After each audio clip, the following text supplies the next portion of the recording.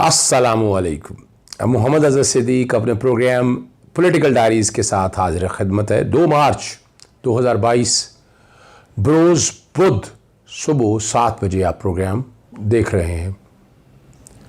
काफ़ी डेवलपमेंट है जिस पे गुफ्तगू करना मकसूद है, लेकिन कोई इतनी ज़बरदस्त डेवलपमेंट नहीं है।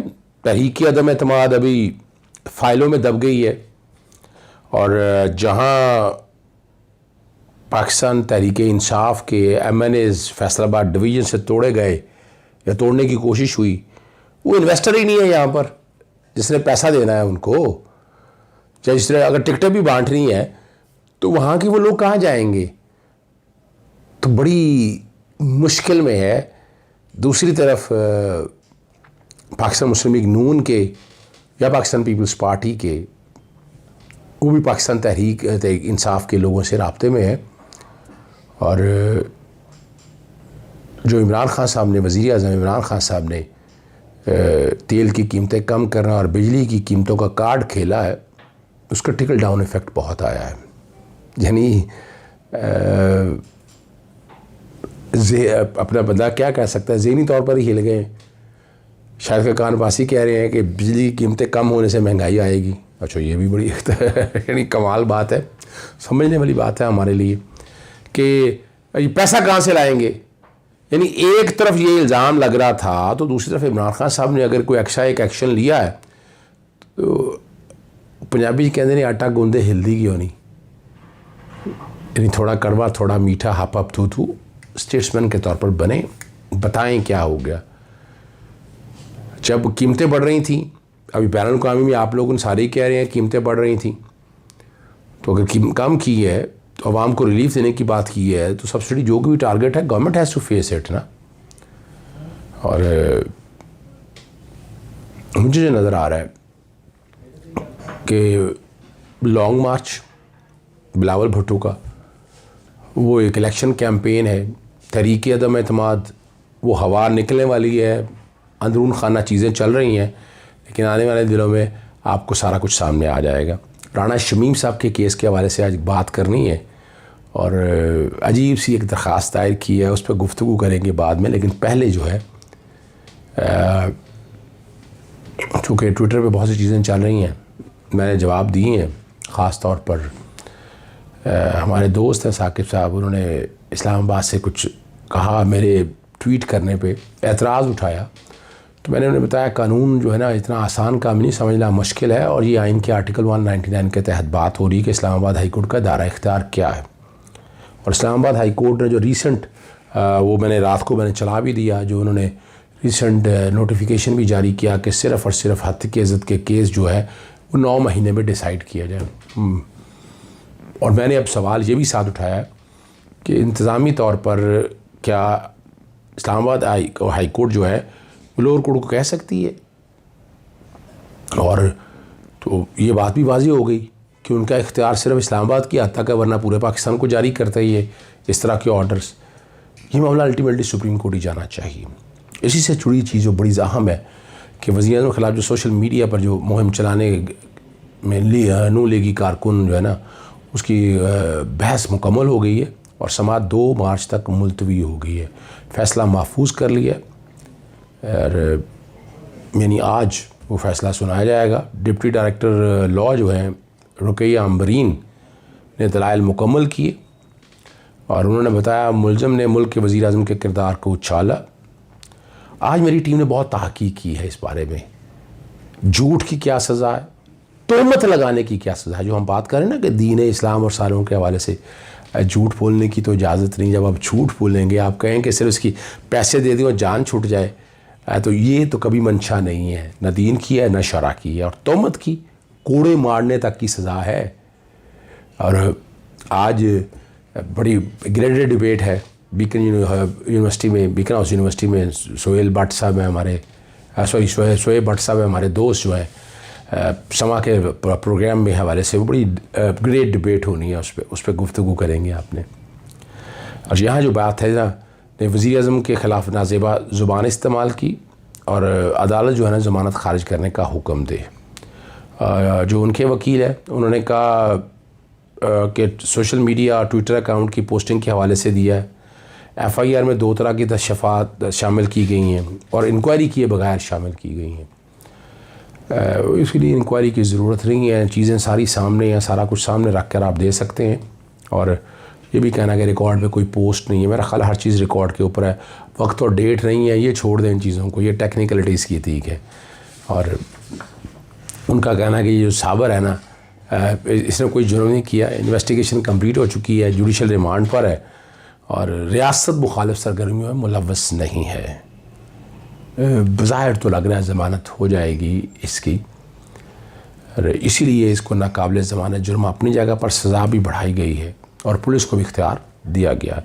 एहतसाब अदालत के अंदर भी एक बड़ा अहम केस था, गैर कानूनी प्लॉट अलॉटमेंट्स केस, जो है साबिक़ वज़ीर आज़म नवाज़ शरीफ की जायदादों की नीलामी रोकने के लिए वो नहीं खुद आए, जो उनके चाचा यानी सॉरी बाज़ के साथ पास जो कज़न वगैरह हैं, अब्बास शरीफ वगैरह, उनकी दरख्वास्त पर जवाब जमा करा दी है। 18 मार्च को वकला को बहस के लिए तलब कर लिया। जज जो हैं असद अली ने दरख्वास्त पर समाअत की है और इस पे 18 मार्च को समाअत होगी। अब आखिरी इशू की तरफ आते हैं, वो राना शमीम साहब वाला इशू है। आप लोगों को याद है और मैंने आपको बताया था कि राना शमीम 10 नवंबर को बयान हल्फी लंदन में देते हैं, मार्बल आर्च में देते हैं और ये भी बात साबित हो चुकी है। चार्ल्स गुथरी जो है वो वहाँ जाते हैं। चार्ल्स गुथरी की तस्वीरें आप अच्छी तरह जान गए हैं, वो एफिडेविट जो दिया था वो भी आप जान चुके हैं और ये मान भी चुके हैं और पाकिस्तान PMLN के जो लोग हैं वो भी मान चुके हैं। इस हवाले से तो कोई इसमें एम्बिग्विटी कोई नहीं है। ये पहले अमेरिका गए थे, अमेरिका किसी सेमिनार के लिए गए और ये 2 दिन के लिए लंदन आए। लंदन आके यही काम किया और ये काम किस लिए किया उन्होंने बताया, इनको यही गया। पहले इन्हें सुनाया गया अहमद नूरानी की वो जो वीडियो टेप जोड़ के बनाई गई थी ना सारी, वो जो जाली वीडियो है, उस ऑडियो सुनाई गई और फिर वो बहाना पूरा बनाया गया यहाँ का जो ड्रामा इन्होंने किया यहाँ पर। और ये आपको पता है जो है ना राना शमीम, इन्होंने अपने बारे में वहाँ जब चीफ जज थे गिलगित बल्तिस्तान, 3 साल की यानी 5 साल की कम से कम होनी चाहिए जज की, इन्होंने 3 साल पे ही अपनी पेंशन का मामला बना लिया। पेंशन खुद ही ऑर्डर पास किए। ये इसमें भी सुप्रीम कोर्ट ऑफ पाकिस्तान में मामला ज़ेर इल्तवा है। फिर मैंने ये भी बताया था आपको कि नवाज शरीफ के कहने पे आसफ ज़रदारी साहब ने इनको वहाँ का लगाया वाइस चांसलर जुल्फ़िकार शहीद भुट्टो यूनिवर्सिटी का। वो लेटर हमने लिखे हुए हैं, वो अपॉइंटमेंट चैलेंज किए, डाटा हमें अभी तक उन्होंने नहीं दिया। ये तारीख़ आपकी इसलिए बताना ज़रूरी है कि ये सारा है क्या। चार्ल्स गुथरी इरफान हाशमी के साथ जो गुफ्तगू लीक हुई और उन्होंने उसका फॉरेंसिक भी करा लिया। उन्होंने वाज़ेह तौर पर मान लिया कि जब बयान हल्फी लिखा गया था नवाज शरीफ भी वहीं पर मौजूद थे और वो खुश हो रहे थे जैसे कि बहुत बड़ा काम होने वाला है। तो ये एजेंडा वाज़ेह हो गया। लेकिन आज जो उन्होंने काम किया है ना, उन्होंने इंट्रा कोर्ट अपील फाइल कर दी है इस्लामाबाद हाई कोर्ट में। कौन से ऑर्डर के अगेंस्ट? 20 जनवरी 2022 और डेट जो है जी जो डाली हुई है उसके ऊपर जो मेरे सामने जो डेट आई है वो गालबन 25 हाँ जी हाँ मेरा जहाँ तक ख्याल है 25 जनवरी के हवाले से है, ठीक है ना जी। और 25 फरवरी, तो 20 जनवरी से भी अगर देखा जाए तो 25 फरवरी को फाइल करते हैं। लेकिन ये मेरा ख्याल है ये फ़ाइल हुई है 28 फरवरी को ही, तो ये टाइम बार्ड है। इंट्रा कोर्ट अपील अगर देखें आप तो ऑर्डर के अगेंस्ट अगर आए तो 20 दिन का टाइम लिमिट है उसके अंदर। सेक्शन 19 जो है कंटेम्प्ट ऑफ कोर्ट ऑर्डिनेंस 2003 का, उसमें लिमिटेशन 30 दिन की है, लेकिन वो फाइनल ऑर्डर के अगेंस्ट है। इंटरम ऑर्डर के अगेंस्ट अपील कोई नहीं है और ये तो चार्ज फ्रेम करने के हवाले से थी और ऑर्डर को सामने रखते हुए ये भी टाइम बार्ड है। इन्होंने इंट्रा कोर्ट अपील में स्टांस अब टोटल जो बदल लिया है कि उनके साथ डिस्क्रिमिनेशन हुई है, यानी इन पर फ़र्द जुर्म आयद कर दी गई। साफ़ियों को छोड़ दिया गया, मालिक को छोड़ दिया गया, शकीलुर रहमान को, अंसार अब्बासी को और अपना आमिर गौरी साहब को, इन सब को छोड़ दिया गया है। हालांकि छोड़ा नहीं है, इनका ट्रायल कह सकते हैं, ट्रायल अदा किया जा सकता है इस हवाले से।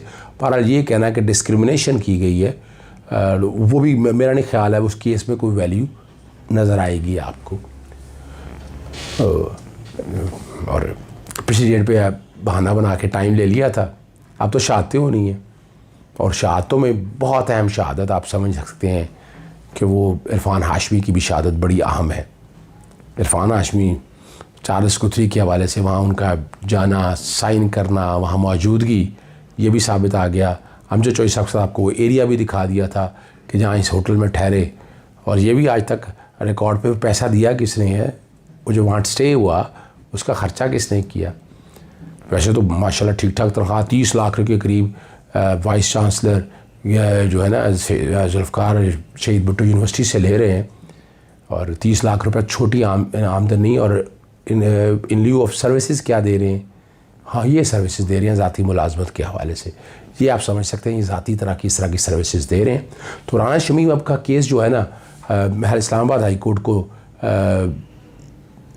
डेट आजकल में आने वाली है, शहादतें रिकॉर्ड करें। और ये बड़ा वाज़ेह केस है कि जिसमें सेक्शन 3 में कंटेम्प्ट ऑफ कोर्ट की डेफिनेशन दी गई है, आर्टिकल 204 बैकग्राउंड पे सारा चल रहा है समझने के लिए, और इसके अंदर मुख्तलिफ ऑर्डर्स जो है ना वो बैकग्राउंड पे मैं कोशिश कर रहा हूँ चल रहे होंगे। 5 में सज़ा दी गई है, और 5 में सज़ा दी गई है 6 माह तक सज़ा हो सकती है। और डेफेमेशन के हवाले से जनाब जस्टिस अतर मिल्लात साहब को कहना लगा था ये सिविल होनी चाहिए, फौजदारी नहीं होनी चाहिए। ये भी तौहीन अदालत भी देखें आप एक हुक्म ना माने तो तौहीन अदालत में सज़ा जेल की जानबूझ के रखी गई है, लेजिस्लेशन बड़ा सोच समझ के कि अगर जुर्माना ही होगा तो हर कोई फ़ैसला ही नहीं मानेगा। जब जेल की सज़ा होगी, और जेल की सज़ा में आपको पता है यूसुफ रज़ाक गिलानी ने जब अदालत का हुक्म नहीं माना था तो सिर्फ till rising of the court तक सज़ा हुई थी उन्हें, उस सज़ा पर उन्हें अपनी एमएनएशिप छोड़नी पड़ी थी, और वज़ीर आज़म के तौर पर भी वो फारग हो गए थे। इसलिए तौहीन अदालत के हवाले से भी और डेफेमेशन हद के इसको छोड़ दे, झूठ बोलने के, तोहमत लगाने पे भी सज़ाएं फौजदारी ज़रूरी हैं। और मैंने वजह आपको मेन बताई है, तो अमीर आदमी तो बच जाएगा, तो गरीब आदमी जो है ना वो फंस जाएगा इस सारे कानून के अंदर, वो बेचारा पैसे नहीं दे सकेगा। अमीर आदमी तो पैसे देगा, पैसा फेंक तमाशा देख। तो ये तो अगर डिस्क्रिमिनेशन तो इस कॉन्टेक्स्ट में भी हो रही है ना, तो यहाँ जनाब जस्टिस अतर मिल्लात साहब से गुजारिश है कि इस मामले में ना बड़ा सीरियसली इस मामले को देखने की ज़रूरत है। आप 5315 लिबरल को ना देखें, आप पाकिस्तान की 22 करोड़ आवाम को देखें। वो झूठ नहीं चाहते हैं, वो फ्रेब नहीं चाहते हैं, वो तोहमत नहीं चाहते हैं। तो इस तरह की जितनी भी चीज़ें हैं वो काबिल कबूल है ही नहीं, और ना हम कोई कबूल करने के लिए तैयार हैं, ना हम कबूल करने के लिए तैयार हैं। कोशिश करेंगे कि प्रोग्राम ख़त्म करने से पहले यहाँ आपको वो चला दें चार्ल्स गुथरी की जो थोड़ी सी जितनी भी ऑडियो फॉरेंसिक कराया इरफान हाशमी ने, वो आप सुन लीजिएगा। फिर जो है ना इसमें ज़रूरत नहीं है ख़ास पर अहमद नूरानी का जो ऑडियो वीडियो का फॉरेंसिक हुआ है उसकी ज़रूरत नहीं है, कंसर्न नहीं है।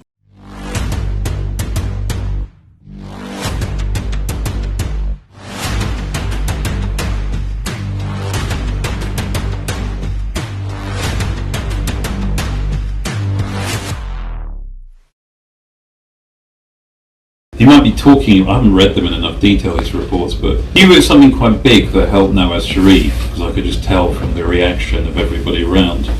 I got called to do it. I couldn't, I was just too busy to actually even read it. I mean, I just read it briefly, but didn't read it properly. I got copies on my phone of it.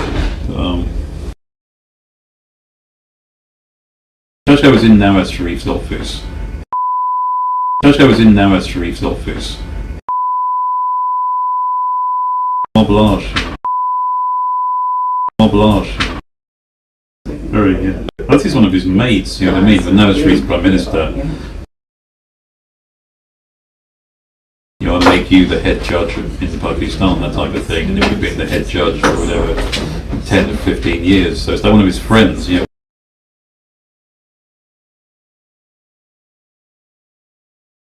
He might be talking, I haven't read them in enough detail, his reports, but he was something quite big that helped Nawaz Sharif, because I could just tell from the reaction of everybody around. I got called to do it. I'm just too busy to actually even read it. I mean, I just read it briefly, but didn't read it properly. I got copies on my phone of it.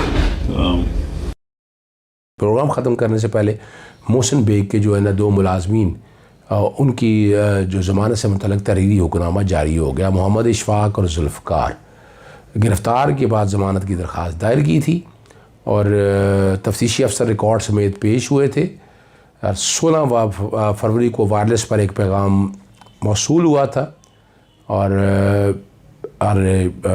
जो है ना जो कहना ये है कि शिकायत कुनंदा जो मियाँ खुरम शहजाद SHO थाना जो है ना दीगर एहलकारों के अलावा मोहसिन बेग के घर गए, जहाँ FI के एहलकार मोहसिन जमील वगैरह को गिरफ़्तार करने लगे थे।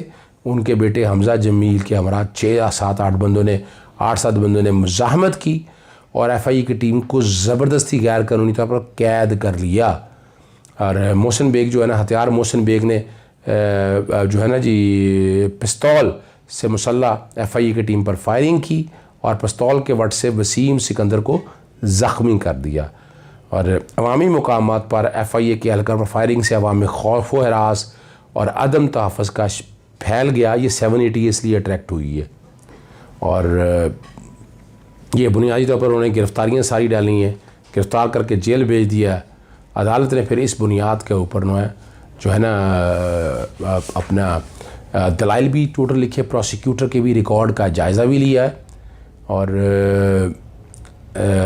दरख्वास्तों से कोई ख़ास खुल्लम खुल्ला फेल या छूट जो है ना मंसूब नहीं की गई है और बल्कि बुनियादी तौर पर जो उनके मालिक हैं मोहसिन बेग की हमायत में उन्हें अमूमी किरदार तफवीज़ किया गया। और अब ये जो है अदालत में करते हुए जिस्मानी रिमांड के दरमियान कोई जो है ना रिकवरी के हवाले से बात करती हैं। इन्वेस्टिगेशन मुकम्मल हो चुकी हुई है, 324/149 लगा है और 780 लगी है। ये फ़ैसला जो है ना ये ट्रायल की स्टेज पर किया जाएगा और वाक़ई का मुहर्रक जो है ना वो भी बराह रास्त दरख्वास्त गुज़ारों से मंसूब नहीं है। दरख्वास्त गुज़ारों की मज़ीद हिरासत जो है ना वो प्रोसिक्यूशन के लिए कोई मुफीद साबित नहीं होगी और 497 के साथ बेल जो है ना ये 497(2) में ये बेल आती है और मज़ीद तहकीकात का मुतालबा है। 1 लाख रुपए के मुचलकों के एवज़ जो है ना ये ज़मानत अदालत ने मंजूर की है। जी मैं तो आपको तहरीक अदम के बारे में बता चुका हूँ, बड़ी बुरी तरह नाकाम। आप यूँ कह सकते हैं ना कि शहबाज शरीफ की दावत पर चौधरी बरादरान की खामोशी रही जी और मुलाकातें ताख़ीर का शिकार हुई, मैं आपको पहले ही बता चुका हूँ और उसमें कोई भी बड़ा वाज़े तौर पर नहीं आया। और जो दावत जो है ना शहबाज शरीफ ने चौधरी बरादरान को दावत दे रखी थी शाइए के लिए, गुज़श्ता हफ्ते को दी थी और फ़ैसला नहीं कर सकी पाकिस्तान मुस्लिम लीग काफ और उन्होंने अपने घर पे मदऊ किया था परवेज़ लाई को और मूनस लाई को। लेकिन अब एक टर्निंग मोमेंट यूँ कह सकते हैं, जनाब वज़ीर-ए-आज़म इमरान खान साहब लाहौर तशरीफ़ लाए और वो चौधरी बरादरान के घर पहुँच गए। चौधरी शुजात हुसैन से फ़ोन पर तो पहले उनकी बात हो चुकी थी, लेकिन बज़ाहिर यही लग रहा है कि जो है ना अदम एतमाद का शोर मचा हुआ है और इसी हवाले से सियासतदानों और अहम मुलाकातों का सिलसिला जारी है। और वज़ीर-ए-आज़म तस्वीर आप सब लोगों ने देखी है, बैकग्राउंड पे ये भी चल रही होगी, लेकिन ये बज़ाहिर यही कहा जा रहा है कि ये चौधरी शुजात की तबीयत के लिए के हवाले से गए हैं और वहाँ मुलाकात के कॉन्टेक्स्ट में चौधरी बरादरान जो है वज़ीर-ए-आज़म इमरान खान को यकीन दहानी करा दी है कि वो हुकूमत के साथ हैं। और 2 रीज़न्स हैं। उन्हें ख़दशात ये हैं कि आज तहरीक अदम एतमाद आ जाए तो ये असम्बलियाँ डिज़ोल्व कर देंगे, तो उसके बाद इलेक्शन में तो बड़ा मुश्किल हो जाएगा उनके लिए। पाकिस्तान मुस्लिम लीग उनके स्पेस नहीं देगी, तो वो तो हाथ मलते रह जाएंगे। इस बात ये तो बड़ी वाज़ेह बात है। दूसरा ये है, पंजाब में अगर वज़ारत आला दी तो कल अगर इनसे भी पीछे हट गए और वज़ारत आला इनके हाथ से चली गई, यानी ये बड़ा आसान तरीका ना, एक को निकालना दूसरे को निकालना, तो उसके लिए बड़े मुश्किलात पैदा हो सकेंगी। और चौधरी परवेज़ लाई और ये पाकिस्तान मुस्लिम लीग बड़े फूंक फूंक कर कदम रख रही है कि उन्हें अंदाज़ा है कि अगर एक दफ़ा इस हुकूमत से निकल गए, दोबारा इलेक्शन लड़के जीतना बड़ा मुश्किल हो जाएगा। पहले ही सीटें बड़ी कम है, तो ऐसा ना हो जाए कि अपने पाँव पे कुल्हाड़ा मार दें। मेरी इतलात के मुताबिक यही है कि इमरान खान साहब को यकीन दहानी करा दी है कि वो तहरीक किसी भी तहरीक अदम एतमाद का साथ नहीं देंगे। और अल्टीमेटली बात जो गई थी पाकिस्तान तहरीक इंसाफ के पार्लियामेंटेरियन की तरफ, वो भी यकीन दहानियाँ करा चुके हुए हैं। और मेरा जहाँ तक ज़ाती राय है, पाकिस्तान मुस्लिम लीग नून में सोग का समा है। इजाज़त चाहता हूँ। अस्सलाम वालेकुम, अल्लाह हाफ़िज़, पाकिस्तान जिंदाबाद।